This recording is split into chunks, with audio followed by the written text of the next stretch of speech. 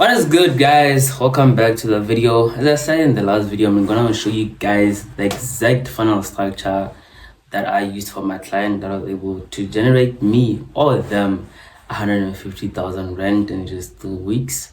Now guys, this is the simplest and easiest structure you can use.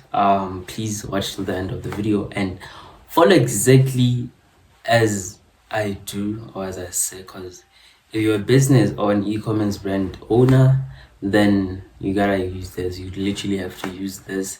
This is guaranteed to bring you in results or bring you in money, bring you in sales, good amount of sales or high amount of sales. So guys, please watch till the end of the video and do exactly as I do in this video. So guys, yeah, let's get into it. I have a quick announcement at the end of the video, so please watch till the end of the video. I have a quick announcement that's gonna help you guys or people who want to run ads. This can be business owners or freelance brand scalers who want to run ads or learn how to run ads. Yeah, please watch till the end of the video. Let's get into it.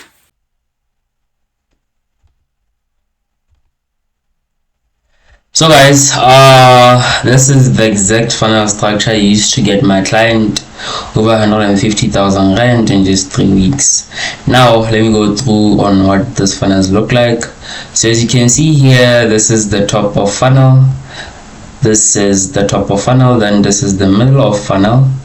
I'll be explaining this later on in the video. And this is the bottom of funnel. Last but not least, this is the retention post purchase. It's one of the funnels a lot of people don't talk about, but I'll talk about it today.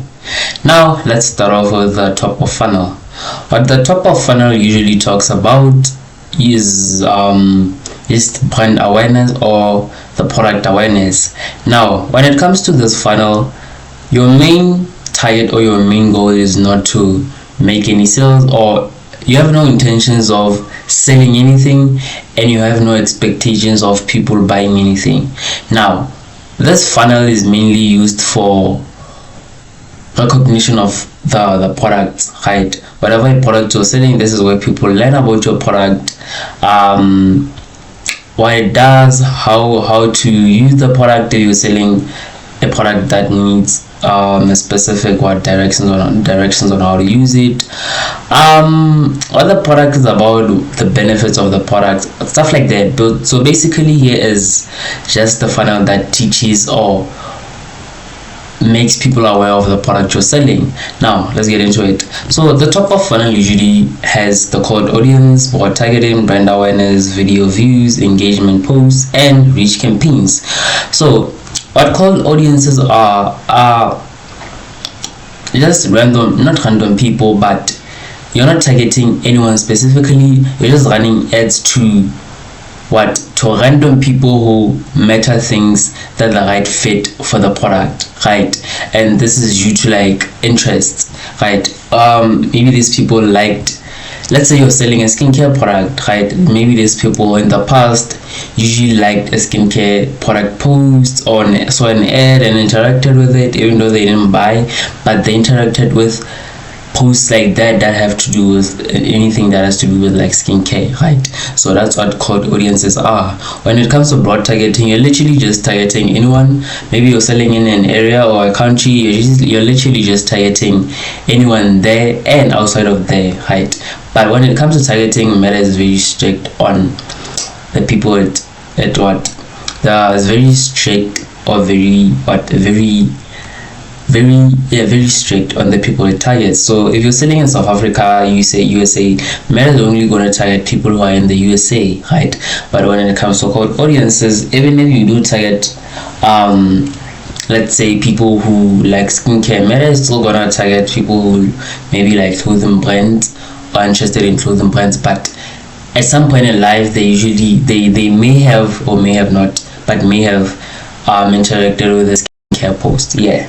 So then we come to video views, engagement posts, and reach campaigns. I think this is self-explanatory due to the funnel, because of the funnel I was talking about, which is like the top of funnel, which is like basically brand awareness funnel, right?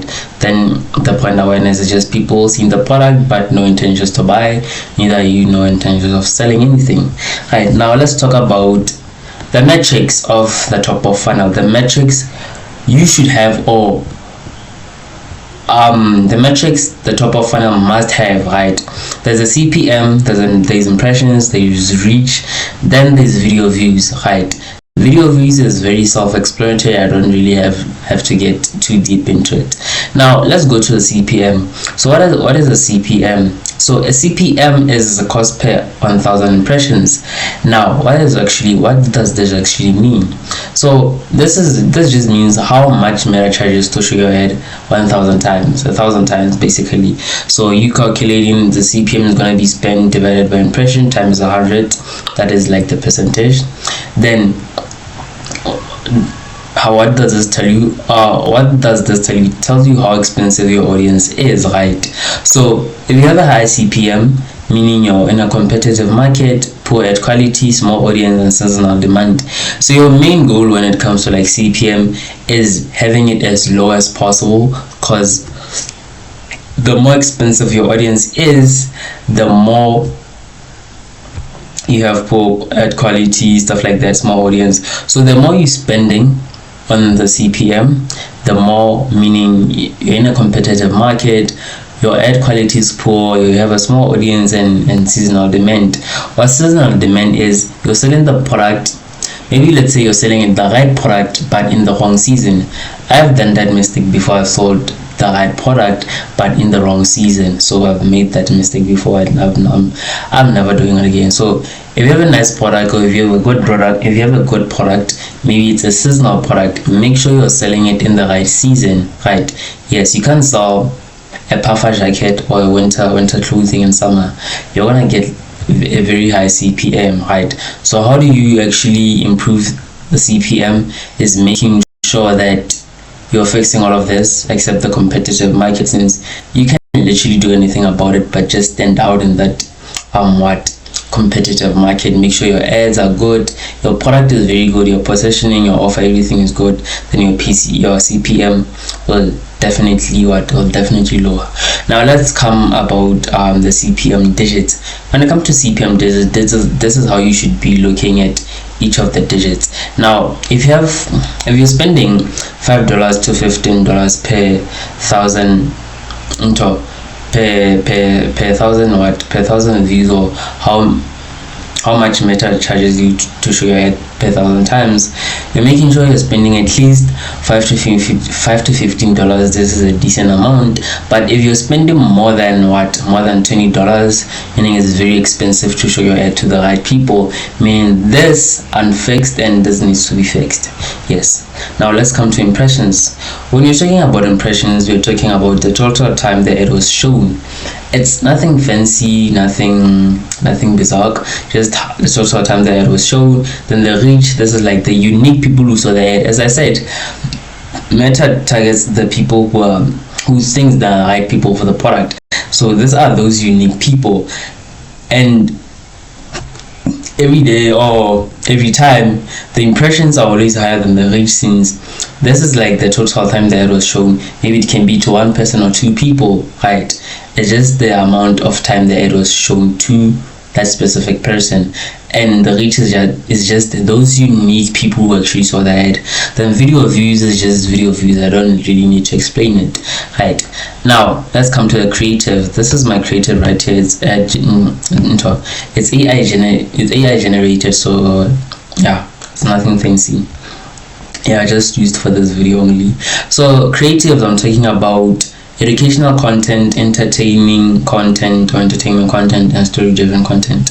What I mean by this, when you're running a top of funnel creative or campaign, basically not a creative but actually a campaign, you make sure that the ads you're running or the creatives you're running actually educational, entertaining, or story-driven, meaning you have no intention of selling anything but mainly just focusing on giving value or providing education to the people who are seeing the ad.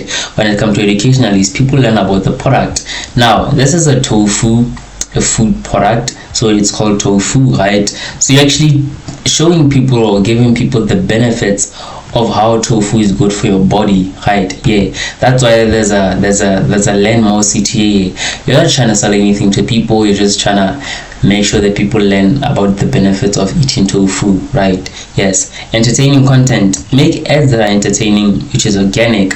Maybe you're selling something that, a product that needs the entertainment or stuff like that. Let's say you're selling maybe headsets or whatever, right? You want to make ads that are entertaining. You're not trying to sell anything, you're just trying to entertain the people and see the ad, stuff like that. You're really not trying to sell anything, because people don't like being sold to. So as long as you accomplish that goal, then you're likely to get more sales and you actually trying to hard sell to people. That's the key. Right, then there's story driven content. It's telling a story about your product. So mostly UGC creators use this.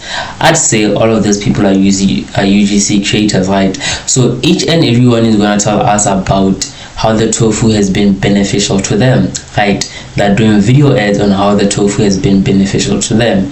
Now I don't want to get too deep into, as I said, I don't want to get too deep into like the UGC thing because it differs. Maybe you can run partnership ads, or maybe this UGC creators send you the videos and you can run ads on them. Basically you choose what you want to do, right?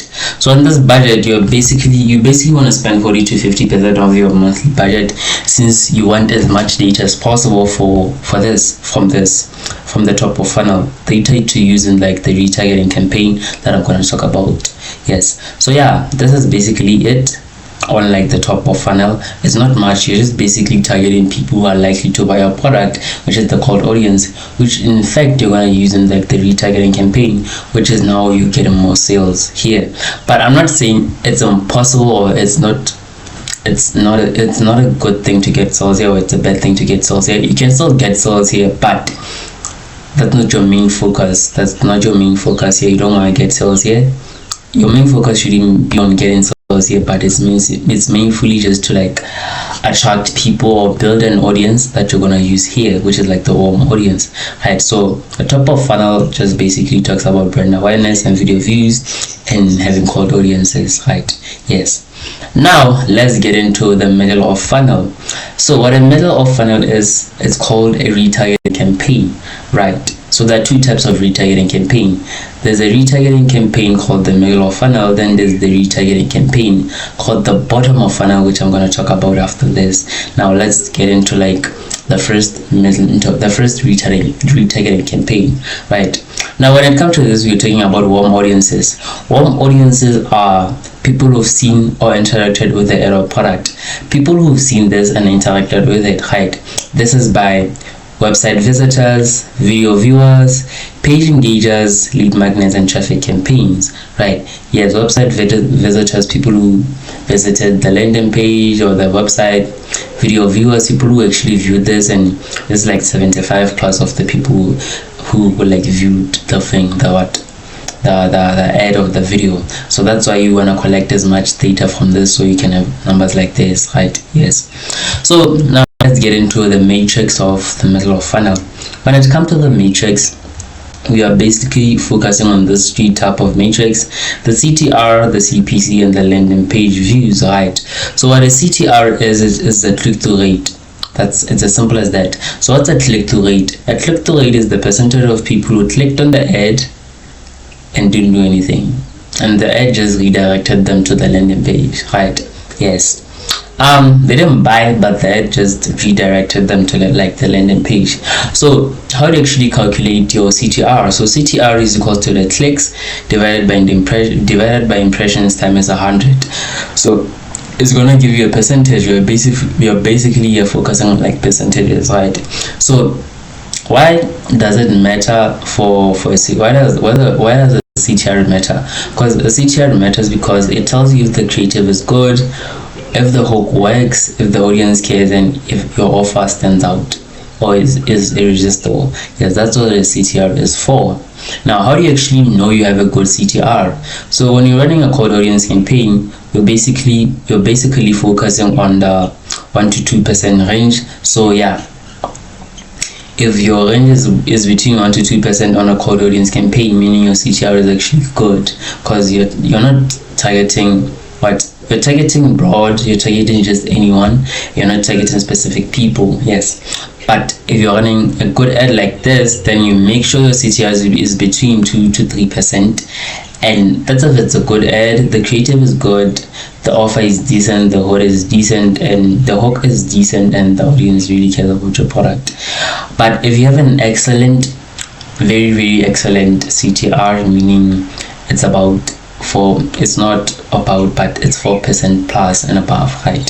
Yeah, in my last video I talked about how my CTR was above 5%, meaning all of these things were actually great for me to actually, not mine, but the client, my client, the product was good, the creative was good, and the offer I gave them was very irresistible, and the hook, whatever. Yeah. So now this is what the click-through rate is all about, right? Now let's come to the CPC. What a CPC is a cost per click. Now, okay, let me go back to the CTR. When it comes to the CTR, you don't really have to do all the calculations. Meta does them for you. So this is just general knowledge on how a CTR works, but Meta does calculate it for you, so you actually don't have to worry about any of this, right? Yeah. Okay, talking about the CPC. So a CPC is the cost per click. Cost per click is how much you pay for clicks, right? On how much you pay for people to actually click on the ad or click on the link, right? So how do you calculate the CPC? Is this amount spent divided by the clicks, right? So as I said, you don't have to worry yourself about this. This is just general knowledge. Yeah, so you really don't have to worry anything. You really don't have to worry about anything when it comes to like calculating any of these metrics, right? So why does the CPC matter? Because it shows how efficiently Meta gets people to your site, right? This is as simple as that. No explanation, no nothing. It's just as simple as this. Now, how do you actually know you have a good CPC? If your CPC is 0.5 on the dollar, you know it's good. You know it's very very strong. Then if you have $1 to $2, it's very normal, it's very average, so meaning it still has room for improvement, meaning you have to improve your CTR, right? But if you have a $3+, meaning you have a poor click-through rate. So how do you improve the CPC? You make sure you improve the click-through rate, meaning you have to make sure your creatives and offer are good, and you have a good product and good creatives, right? Make sure you are targeting the right people, because in the middle of funnel, you're actually targeting these people who visited the website. You're no longer targeting just anyone. You're targeting the people who visited the website and engaged with the ad. So you make sure your targeting is good and better engagement, right? Yeah. So this is basically what the CPC is all about. Now let's come to the landing page views. When it comes to the landing page views, this is just the amount of people who got to your landing page. That's basically it. The people who just visited your landing page, got then but didn't actually do nothing. But this is a metric you're supposed to be looking out for, or it's really important. Let's go to the creatives. Now, when the creatives, when it comes to like the middle of funnel, is supposed to be focusing on testimonials, case studies, and how to as creative or videos, right? So when it comes to testimonials, you're basically you want to show people, or it's people who reviewed your product, right? Let's look at this creative real quick. So it says oral health. Sarah K here reviewed, life changer, my sleep has never been better since using oral health device. I wake up refreshed, right? So this is a testimonial, but it's also a case studies. People will tell how the product helped them. Yes, but when it comes to, you can still use UGC creators, or even just random people who can like make videos on how the product actually helped them. Yeah. So when it comes to, then there is how-to videos. How-to videos usually talk about how to use the actual product, right? Meaning this is a sleep rejuvenating device, so people can actually learn how to use this. And this is mainly used by UGC creators, so you can target UGC creators to do this for you, or you as the owner or as the founder can actually make videos like this on how to use the product, right? both are still good as long as people are getting information from the product. Then yeah, from information about the product, then it's good. Yeah, this is what you're looking for when it comes to like the middle of funnel creative. You're looking for something like this. Yeah, not the phone and stuff, but the blueprint here. This is the blueprint on how you can have a successful retargeting campaign, right? So the middle of funnel talks about the engagement and lead gen and warm audiences. You're generating leads here, stuff like that. So here you're targeting more sales than here. Here was the learning phase. So here people can actually buy. If they don't buy, then you run another retargeting campaign, which is called the bottom of funnel, right? This is the bottom of funnel. So what the bottom of funnel usually talks about is hot audiences. And what hot audiences are people who are close to buying. Now these are people who added to cart, initiate checkout, or view the product page, right? This time they didn't view the landing page or the website, the whole website, but they actually viewed the product page. This is where now people can actually buy and view the product and initiate checkout, right? Yeah. Now then there's conversion campaigns and dynamic product ads. Now when it comes to these two, I'm going to explain now what conversion campaigns are just when Meta optimizes delivery towards people likely to buy, complete the desired, or to buy or complete the desired action, right? Yes. So Meta usually targets these people who are actually likely to buy, meaning add to cart or initiate checkout, right? Now when it comes to dynamic product ads, this is when Meta just pulls out products that were likely to be bought, right? Even if you are selling headsets, let's say you were selling headsets, right? But people were likely to buy the controller. You're selling tech. It headsets, controller, phone cases, whatever, anything that has to do with tech.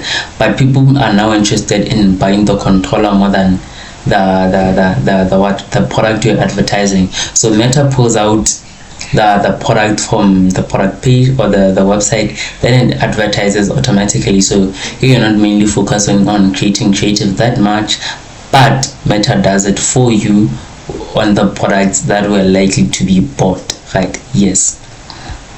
Even though here we were selling headsets, but yeah, it just automatically goes to the controller too, because it was likely to be bought. People are interested in the controller more than the headsets. Yes. Now let's talk about the metrics of the bottom of funnel. So what the bottom of funnel usually talks about, the matrix, is the CPA, the CVR, and the ROAS. Now let me explain this. So what a CPA is, a CPA is the cost per acquisition.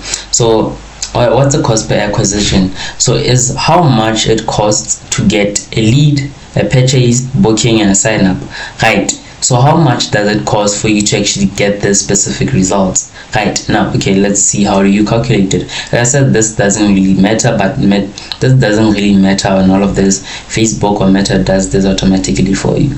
Yeah. So what is the CPA? A CPA is equals to a spend over conversions, right? The amount you spend over the conversions. I'm gonna be talking about the conversions here, but yeah, if you don't know what conversions are. So why does this actually matter? Because you spend a certain amount to get certain results, right? So if you're spending $100, you're gonna get 50 leads. This is just an example, but if you're spending $100, you're expecting 50 leads. If you're spending $200, you're expecting 100 leads, so forth and so on. Yeah, this is what the CPA does. The other metric I want to talk about is the CVR. So what is the CVR? The CVR is the conversion rate, the one I talked about here, the converting clicks into buyers, right? So it's the percentage of people who clicked and converted into actual buyers, right? Since added to cart, you're just focusing on these people who added to cart to convert into actual buyers right now. Yeah. So how do you actually calculate this? So this is conversions divided by clicks times 100. So you're focusing on percentages again, right?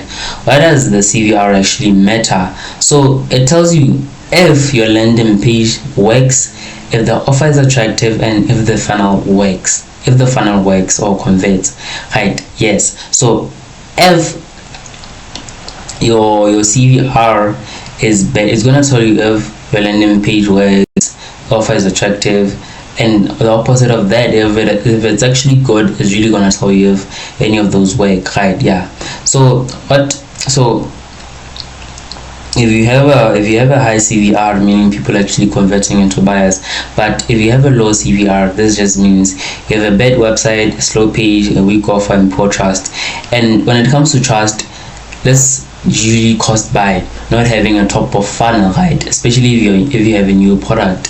Or it's your first time running it and you really don't have an audience. This just usually means you didn't have a top of funnel at the beginning. So this is what most people rush into, having a bottom of funnel than before a top of funnel. So people don't actually trust you because they may perceive you as a scammer, or they don't know what the product is actually about and how it can benefit them. They're just starting off selling things, right? Or having crazy offers on what the potential customers don't even know about, when the potential customers don't even know about the product, right? So how do you improve a low CVR? Meaning you have to have a good website, slow page, a good website, a fast page, meaning your page has to load faster. Then you have to have an irresistible offer. I talked about this in my last video. Then you have to make sure people trust you before they even buy the product, right? Yeah, meaning you have to have a TOF here.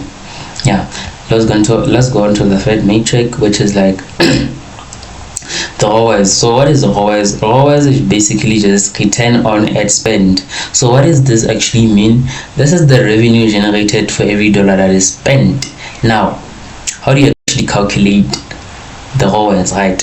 In order for you to calculate the ROAS, this is just the revenue generated in the month or in a single month divided by the ad spend, right? If you're running an ad, or you've been in the Meta Ads campaign, or you've been on TikTok, wherever, you've seen people talking about ROAS, but you didn't actually know what a ROAS is or how it's calculated. This is how you actually calculate ROAS. This is the revenue divided by the ad spend, right? Yes.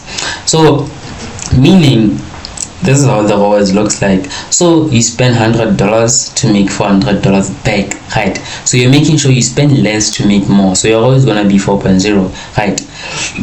If you're spending $100 to make 500, meaning your ROAS is gonna be 5.0, right? So make sure you're spending less to make more, right? Yes. So why does it actually matter? This tells you if your ROAS is 1x, then you're at break even or you're at a loss, right? If your ROAS is 2x, meaning it's very decent, and if it's 3x to 5x, even more, then your ROAS is very strong, meaning you're spending way less to make more, right? Yeah. Then you talk about purchases. When it comes to purchases, I think this is very self-explanatory. I don't even have to explain this, but this is just the number of people, or the number of purchases you did on the website or on a certain product. Yeah. When it comes to creatives, this is another thing. When it comes to like the bottom of funnel creatives, even though I said Meta does this for you sometimes or often, but you still have to run good creatives in order to get this, in order for Meta to do this for you, right? Yeah, as I said, this is the second retargeting campaign, right? Now let's talk about creatives. As you can see here, when it comes to creatives, you're talking about offers, agency, and social proof. This ad doesn't have social proof, but it does have agency and offers, right? So when you're talking about offers, this is an offer, 30% off. And when you're talking about agency, final hours, limited time offer, shop now. This is a very, very good CTA, right? Yeah. So we're talking about stuff like that. Very simple and easy. You very simple and easy. You really don't have to like overcomplicate a lot of stuff when it comes to like the BOF, right?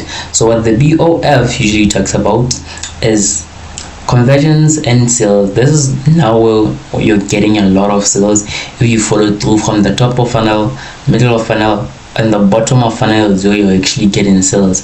This is what people miss. They run a retargeting campaign once and maybe make $100,000, but they're missing out on millions of dollars from just this, right? Yeah, so this is where people actually sleep on money and actually don't make money, because they're just running retargeting campaigns, only one retargeting campaign, but then not focusing on all the funnels, right? Yeah.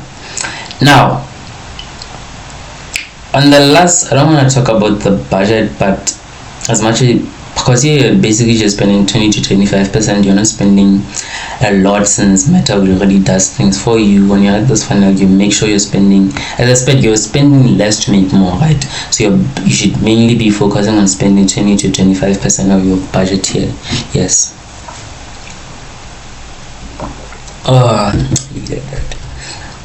Now let's talk about the $1 million funnel. This is where people actually, this is what a lot of people actually don't do. A lot of people don't do this, and they're missing out on millions and billions of dollars from just here. Now, what do I mean by this? This is called a retention post purchase funnel, right? Yeah, I said there are 3 types of funnel, but this is the last funnel people actually don't do, and they're missing out on big money. Yeah, so what this is when you're selling to existing customers, people who already bought, right? So let me explain this before I get into it. So these are people who already bought. Let's say I bought a headset, or people buy headsets from your store, right? They can't just leave without buying an additional thing. From there, you're just losing money. You have to make sure you have multiple of products or variants of product in like the same niche. So if you buy headsets, make sure also people buy a charger, people buy maybe a SD card for the headset, stuff like that. Additional things that are gonna keep making the customers return, the existing customers keep on returning, right? Yes. Now this can be from past purchases, right? Now when you're talking about retention post purchase, you're talking about cross-sell opportunities, upsell campaigns, loyalty programs, and VIP segments, right? Now let's talk about the cross-sell opportunities. So what is a cross-sell? Cross-sell is when you sell a product, you sell a related product to someone who is already buying, right? So let's say you're buying an iPhone. After buying an iPhone, you offer them a charger, then you offer them a case, then you offer them a screen protector. These are both priced individually, so that you can make sure that the customer keeps on buying and keeps on coming back, right? This is what Apple does, or this is what Apple does to you, or does to a lot of people. After buying an iPhone, then Apple buys or offers you a case. After it offers you a case, you buy a charger head. Since there's already a cable there, a charger head, it doesn't put the charger head in the box. Then it offers you a screen protector. Maybe this can be for free, right? But some people actually make you buy this. Yeah, so it keeps on making you come back to the store and keep on buying. So it increases the average order value in the LTV, right? Which you're going to talk about in a few seconds. Yes. So why is cross-selling so powerful? Why is cross-selling so powerful? Because it is cheaper, it is easier, and it is more profitable, right? So when the customer already trusts you, this increases the lifetime value of the customer and the average order value. And this is what a lot of brands obsess over, right? So that people can actually keep coming back, right? This is what a lot of big brands do. They make sure you keep coming back to buy more stuff, right? And they create more products for less, so that they can sell them for more, so that you keep on coming back to buy more of their products. Yes. Yeah. So this is what you call an upsell. Right? So an upsell is just selling an upgrade of an existing product. So what is actually the difference between the cross and upsell? So cross-sell is just related or additional product of that. You buy sneakers, then after that you buy socks, right? Then when it comes to the upsell, it's more expensive version of the same thing. You buy sneakers, right? After buying the sneakers, then you upgrade to premium sneakers. So after buying the iPhone 13 Plus, you buy the iPhone 13 Pro, then you go to buy the iPhone 13 Pro Max. That's what brands do. Brands obsess over such stuff, right? Yes. So, but upsell campaigns can be a lot expensive, since you have to create a product that's worth its value, or that you make sure it's worth its value for you to sell it as premium, right, or the upgraded version of the more expensive version. Because when you're buying an iPhone 13 Pro Max, it's more expensive to make than the iPhone 13 Plus. Yes. Now you should be focusing on also upsell campaigns, loyalty programs, and VIP segments. Basically, just making the customer feel like the brand, and it just builds trust also, right? Yeah. Now let's talk about the metrics. When it comes to the metrics, you're mainly focusing on these three type of metrics: the LTV, the repeat purchase rate, and the AOV. As I said, the LTV is like the lifetime value of the customer. Then the AOV is the average of the value of the customer, right? So what's an LTV? LTV is the total amount of money a customer is expected to spend within a business over time, right? So if a customer buys a hoodie today, they're expected to buy pants the next month, then a jacket later. So it's just the total amount of money a customer is expected to spend with that certain business over time, right? So why does it matter so much? Because businesses care how valuable the customer is long term, not just short term. That's why they keep on retaining you as a customer, right? So also, why is it so powerful? Because if a customer is worth $500, then the business can afford to spend more money acquiring them. Yeah, this is as simple as that. Then how do you actually increase the LTV, or the lifetime value of a customer? By providing upsells, cross sells, subscriptions, which Netflix does, or like Apple Music does. Better retention, make sure you're keeping the customer there for longer. By providing all of those stuff and other things, you can provide it on well for them to keep coming, right? Then there's email marketing, bringing the customer back. This is what a lot of clothing companies do. Let's say Shein does email marketing. After you download the Shein app, enter your email, buy something there, they're already offering you something above what you bought, right? So after a month you buy, let's say, a dress or a jacket. After a month they offer you maybe a hat, right, for 30% off. That way you're actually gonna buy because it's 30% off, maybe even 2 products for 30% off, right? Yeah, so they keep on retaining you like that, right? Now let's talk about the repeat purchase rate. So what the repeat purchase rate actually talks about is the percentage of customers who buy again after their first purchase, right?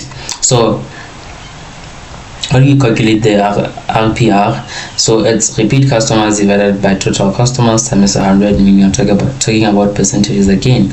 Now, if 100 customers bought from you the first time and 30 of those customers from 100 buy again, meaning your RPR is 30%, right? So why does it actually matter? Because it just tells you that some customers are actually loyal, or the product you offered was very satisfying to them, and your retention quality is very good, right? So now how do you actually check you have a high RPR? You may because your product is good, you have a strong brand, good experience, and good retention system. So if you have any of this for your your RPR is actually going to be good, right? Yeah. So now let's go to the AOV, the average order value. So what is this? Is the average amount of customers spend per order. The average amount of customers spend per order, right? So this is just the revenue divided by the orders. What does this mean? So from 1,000 rand, so you're spending 1,000 rand from $20, which is like the AOV is now $50, right? Yeah. So why does it actually matter? Higher AOV means that you're getting more revenue, right? And without exceeding more customers. So let me make an example. Store A. So store A has 100 customers, then they times the AOV by 80, and they now have $8,000 in revenue, $8,000 in revenue, right? Then the store B, which has 100 customers, same as this one, but their AOV is now $20, and they get $2,000 in revenue. This is still the same number of customers, but just different businesses and different types of revenue. This one has more revenue than this one, right? So the higher your AOV, the more the revenue you get, right? Yeah. So how do you increase AOV? In order for you to increase AOV, you have to offer bundles, cross-sells, upsells, quantity discounts, and free shipping thresholds, right? So bundles, what I'm talking about when I'm saying bundles, this is just buy two, then save 20%. A lot of brands use this. Cross-sells and upsells, quantity discounts, buy more, save more, free shipping. Free shipping if you're spending over $100, right? It's as simple as that. Then let's talk about creatives. So when it comes to creatives, you have in your creatives you have to have something like exclusive offers, offering new products, or like just like thank you for actually people buying. Then this can actually build trust and make them buy again, right? So yeah, so this is an exclusive offer. This is an exclusive offer available. You're 20% off. Redeem now. It's exclusive because remember here you're building those loyalty programs or VIP segments. So only, let's say, only certain people can buy this, right? Only certain people can buy this. So this just makes the customer more important in your business, and they keep coming back, right? This is what a lot of luxury brands do. They create VIP segments for specific customers who spend more, so that they can actually keep coming back in the future. Now, on the budget for like this funnel or campaign, you actually don't have to spend more, right? You actually don't have to spend more. So you actually have to spend 5 to 10%. Since you've already made sales, now you want those customers to come back, right? So you have to spend around 5 to 10%, since you already have an audience and customers in your business.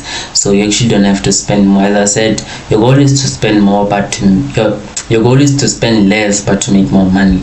Yes. So when it comes to the funnels, the percentage of the budget spend keeps decreasing, because the more you get the audiences, the more you want to be spending less, so that you can actually focus on making more money, right? Yes. So this is the retention funnel nobody talks about. This is just customer loyalty and upsells and existing customers. So you're selling to existing customers, but now you're just offering other types of products, right? Through cross-sells, upsells, maybe even discounts or free shipping thresholds, right? Yes. So this is the exact funnel or meta ad funnel that I used to get my client over 150k in just 3 weeks. I didn't use this one, the retention post purchase, but we used 1, 2, 3 of the products, the TOF, MOF, and the BOF, right? Because they didn't have any other products, but we still made a lot of money. But if we used this, we could have made even way much more money than just mainly focusing on these 3. Yeah. So guys, if you enjoyed the video, please like the video, leave a like and subscribe. In the next video, I'm gonna be showing you guys how to create ads using AI, and these are like high converting and attractive ads, and the type of offers you guys should use when it comes to like running ads and having successful campaigns, right? Yeah.